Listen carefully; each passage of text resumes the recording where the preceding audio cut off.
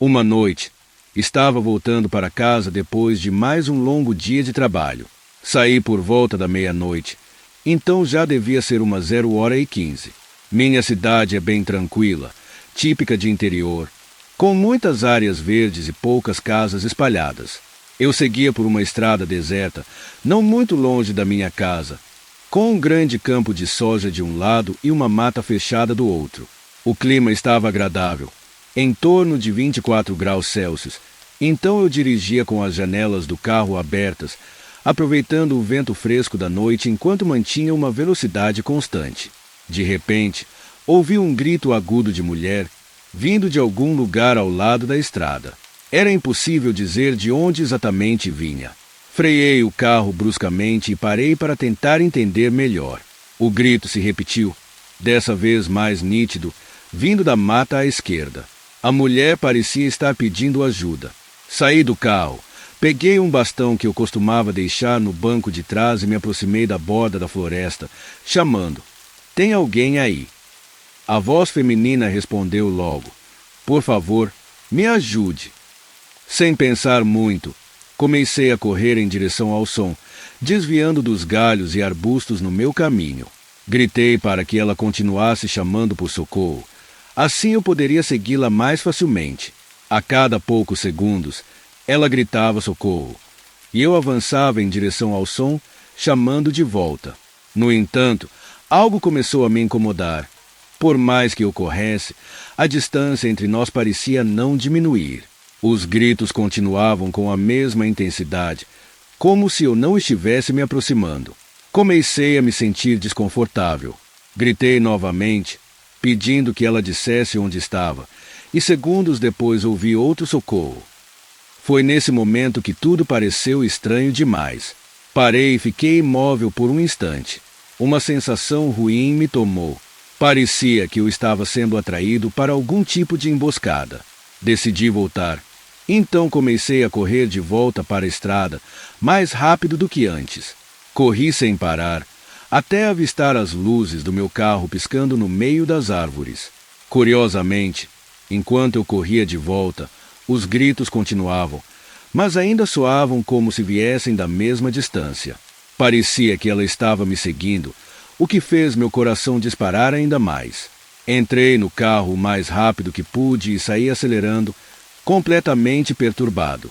Liguei para a polícia, contando o que tinha acontecido, caso eles quisessem investigar, mas eu mesmo não ia ficar ali para descobrir o que estava acontecendo.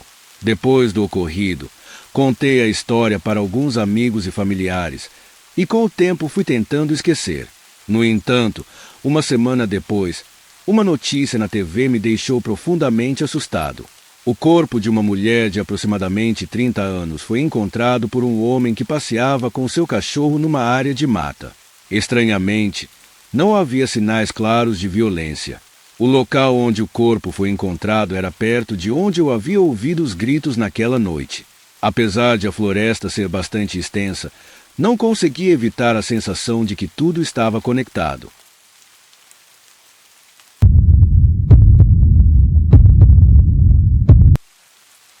Depois de um longo dia de trabalho, em uma noite chuvosa em São Paulo, peguei um táxi para casa. Já era tarde, as ruas estavam desertas e apenas os reflexos das luzes dos postes brilhavam no asfalto molhado. O táxi chegou rápido. O motorista, um homem de meia idade com cabelo grisalho, parecia simpático, mas havia algo em seu olhar que me deixou inquieto.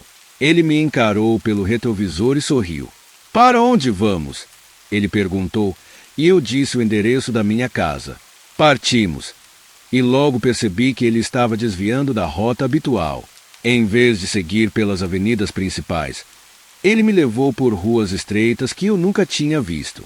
Na primeira parada, o táxi encostou em um beco escuro, e ele apontou para um sobrado antigo. "Tá vendo aquela casa ali?" ele disse. "Há uns 20 anos. Uma moça foi assassinada ali. Tinha a sua idade." Um arrepio subiu pela minha espinha. Por que ele estava me contando aquilo? "Por que a gente parou?" perguntei, tentando disfarçar o nervosismo. "Ah, só quis mostrar um lugar curioso." Ele respondeu. com um sorriso estranho. Voltamos a andar, e eu tentava me convencer de que era só uma situação bizarra. Mas, minutos depois, ele parou de novo, desta vez em frente a uma igreja antiga, com paredes desgastadas e uma aparência de abandono. Você sabia que, há 30 anos, um padre enlouqueceu nessa igreja? Começou o motorista. Dizem que ele perdeu o controle. Sua voz sumiu no final.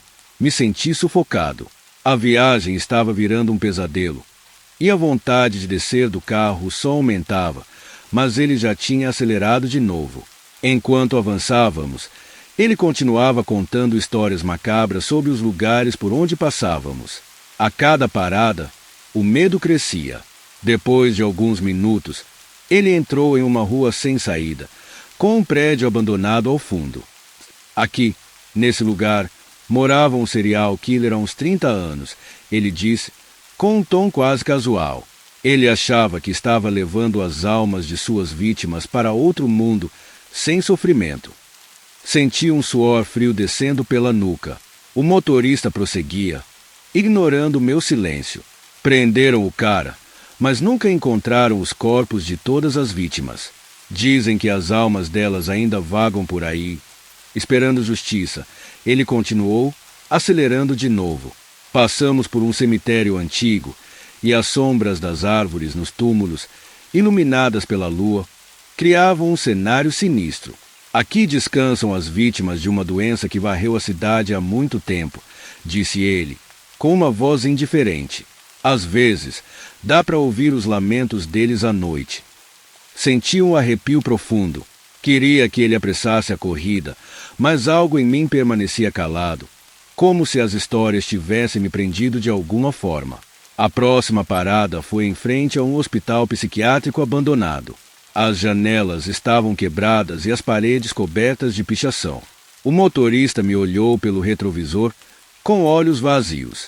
Nesse hospital, um médico fazia experimentos horríveis nos pacientes, disse ele, com uma voz lenta e sombria. Ele não curava ninguém, só levava os pacientes mais fundo na loucura, trancando suas mentes em labirintos sem saída. Apertei minhas mãos no banco. A viagem precisava acabar logo. Finalmente, chegamos ao meu destino. Saí rapidamente, sem olhar para trás, sem agradecer. Quando me virei para ver o táxi, ele já tinha desaparecido. A rua estava deserta. Nunca mais vi aquele motorista estranho.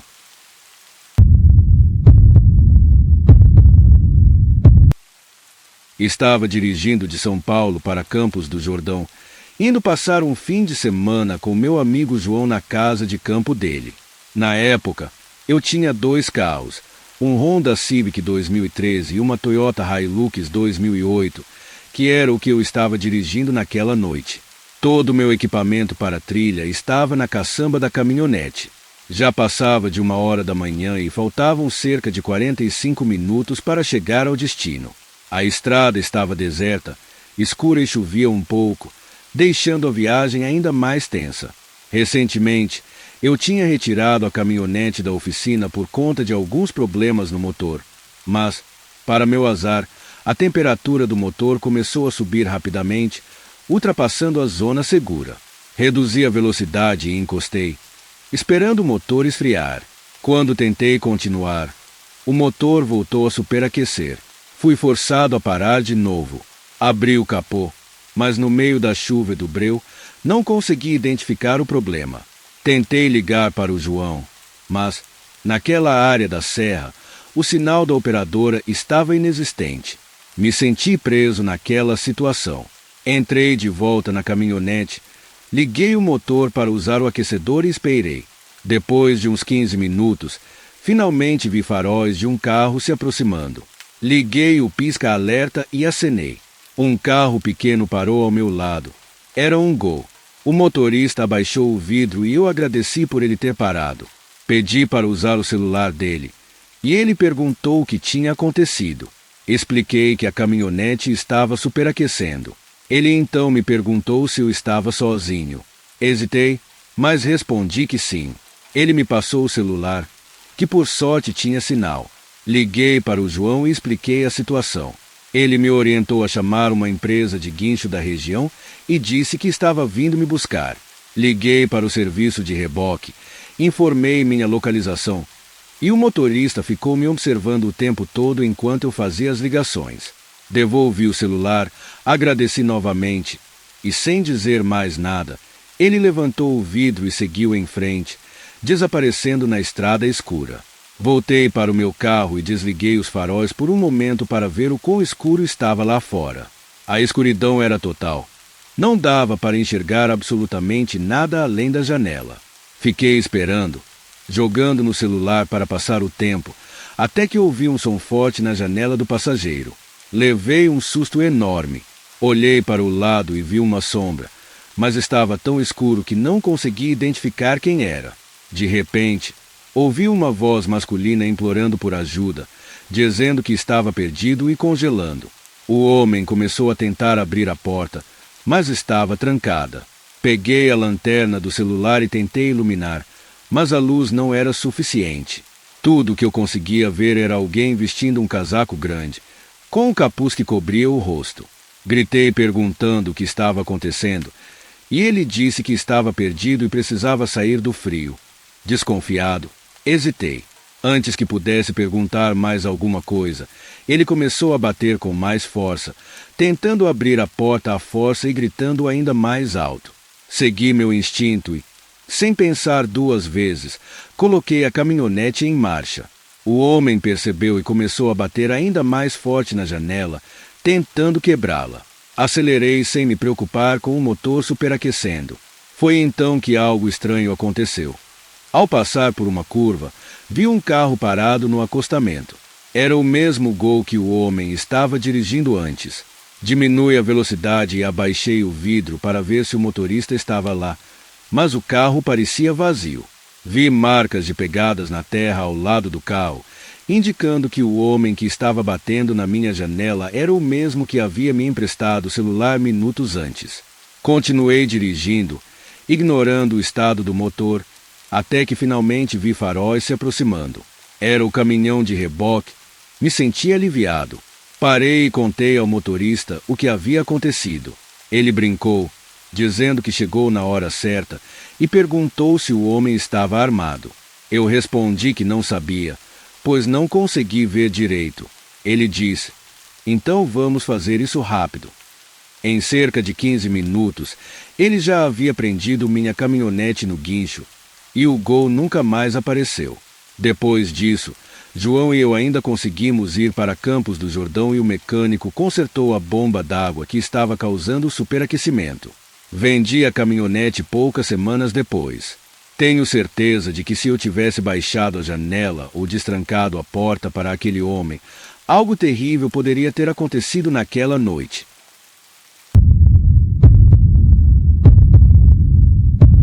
Toda cidade tem seus mistérios sombrios.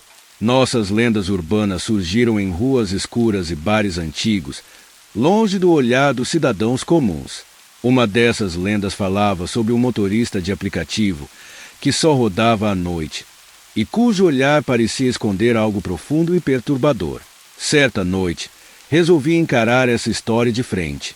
Passava das 2 da manhã quando chamei um carro para voltar para casa depois de um encontro com alguns amigos. A corrida foi aceita e, em poucos minutos, vi um carro preto encostar lentamente na calçada. O motorista não disse uma palavra quando entrei no carro. Passei meu endereço e ele apenas fez um gesto de cabeça focado na estrada. O carro cortava as ruas desertas da madrugada e aquele silêncio me deixava inquieto. Tudo o que eu ouvia era o som do motor e meus pensamentos correndo. Alguns objetos estavam no banco de trás, cobertos por um pano, e eu fiquei curioso sobre o que poderia ser. De repente, percebi que o motorista havia desviado da rota. Estávamos indo na direção contrária à minha casa. Tentei falar com ele, mas ele não respondia.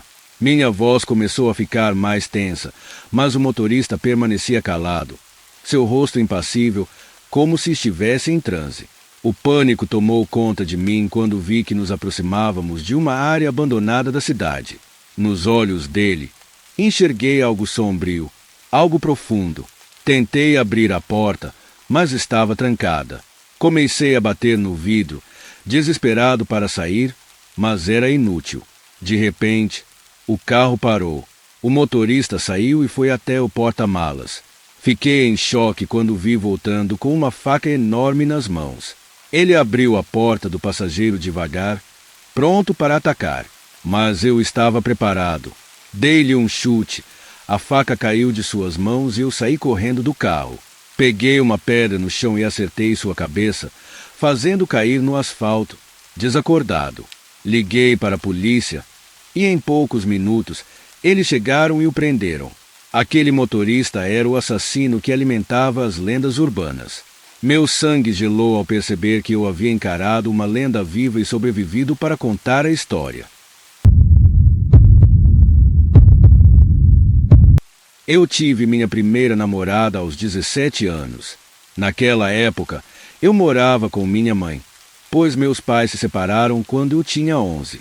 Um dia, pedi minha namorada em namoro em um encontro e ela aceitou. Nós dois trabalhávamos, eu em um supermercado local e ela em uma Starbucks. Fazíamos turnos diurnos e estávamos no nosso último ano do ensino médio. O motivo pelo qual a convidei para sair naquele dia foi porque era uma sexta-feira e não tínhamos muita lição de casa. Depois do trabalho, fui buscá-la em casa e fomos a um restaurante pequeno a 10 minutos de distância, porque era o que eu podia pagar na época. Comemos. Depois, voltamos para a casa dela para passar um tempo juntos. Já estava escuro e ela reclamou que nossa noite de encontro foi curta. Eu disse que não podia levá-la a lugar algum que custasse mais. Chegamos a um acordo de que faríamos um passeio de carro à noite. Dirigimos pela cidade e depois pegamos uma estrada vazia na floresta. Eventualmente, o asfalto acabou e estávamos em uma estrada de terra. Eu precisava muito ir ao banheiro e avisei minha namorada. Ela disse que também precisava. Paramos e saímos do carro, mas assim que o fizemos, sentimos um cheiro horrível e indescritível. Eu disse que poderia ser de outra pessoa que também parou para fazer suas necessidades. Minha namorada chegou a se engasgar com o cheiro. Eu disse a ela que faríamos rápido e voltaríamos para o carro. Havia uma área pequena e plana que era o melhor lugar para nos aliviarmos. Fizemos o que precisávamos e voltamos para o carro. Mas no caminho ouvimos um barulho vindo do nosso lado esquerdo. Parecia o estalo de um galho. Fiquei com medo de ser um animal. Então corremos de volta para o carro. Antes que eu tivesse tempo de abrir a porta, ouvi um grito de medo ou dor na direção onde tínhamos acabado de ir ao banheiro. Pedi para minha namorada entrar no carro enquanto eu ia investigar. Ela implorou para que eu não fosse, mas fiz isso para deixá-la mais tranquila. Tranquei as portas, segui na direção do barulho e ouvi o grito novamente. Por algum motivo, perdi toda a coragem de investigar agora que estava mais perto, mas quando ouvi, parecia vir da mesma direção onde escutamos o galho estalar. Em vez de ir para lá, peguei meu celular, liguei a lanterna e tirei uma foto.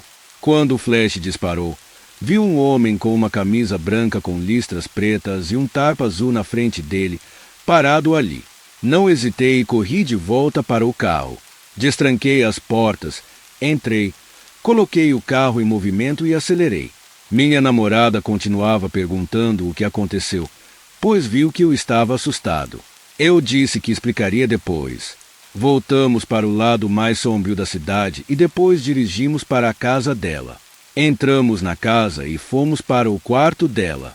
Foi aí que contei que vi o homem com o tarpa azul parado ali. Mostrei a foto e ela ficou tão assustada quanto eu. Ela me deixou passar a noite, pois estávamos com medo e era uma sexta-feira, sem trabalho ou escola no dia seguinte. Foi, sem dúvida, o momento mais assustador da minha vida. Não estamos mais juntos.